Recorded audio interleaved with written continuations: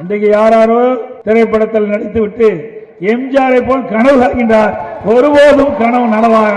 புரட்சி தலைவர் எம்ஜிஆர் அவர்கள் உயிரோடு இருக்கின்ற பொழுது கொடுத்து கொடுத்து சிவந்த கரத்துக்கு சொந்தக்காரர். இந்த மண்ணிலே மறைந்தாலும் அவர் இன்றைக்கும் மக்கள் மனதிலே வாழ்ந்து கொண்டிருக்கின்றார். அவர் இறந்த பிறகும் தன்னுடைய சொத்துக்களை வாய் பேசாதவர் காது கேளவருக்கு தன்னுடைய சொத்தை கொடுத்து அந்த குழந்தைகளை காப்பாற்றிய பெருமை நம்முடைய தலைவருக்கு ஒருவருக்கு மட்டும்தான். திரைப்படங்களில் மக்களுக்கு என்னெல்லாம் செய்தோம் என்று சொன்னாரோ அவை எல்லாவற்றையும் முதல்வராக வந்து செய்து காட்டியவர் நம்முடைய தலைவர் புரட்சி தலைவர் எம்ஜிஆர் அவர்கள். கல்வி பொருளாதாரத்தில் ஒரு சமூக புரட்சி செய்தார்.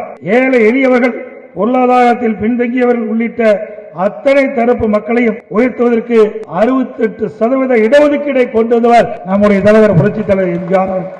தான் உழைத்து சம்பாதித்த சொத்துக்களை எல்லாம் அள்ளி அள்ளி கொடுத்து கலியுக வள்ளலாக வாழ்ந்து காட்டியவர். அதனாலே ஒவ்வொரு குடும்பத்தினரும் இன்றைக்கு மனதிலே உள்ளத்திலே சாமியாக அவரை வைத்து பூஜித்துக் கொண்டிருக்கின்றோம். ஒவ்வொரு குடும்பத்திலும் ஒருவர் அவரது பக்தராக ரசிகராக இன்றைக்கும் இருந்து கொண்டிருக்கிறார்கள்.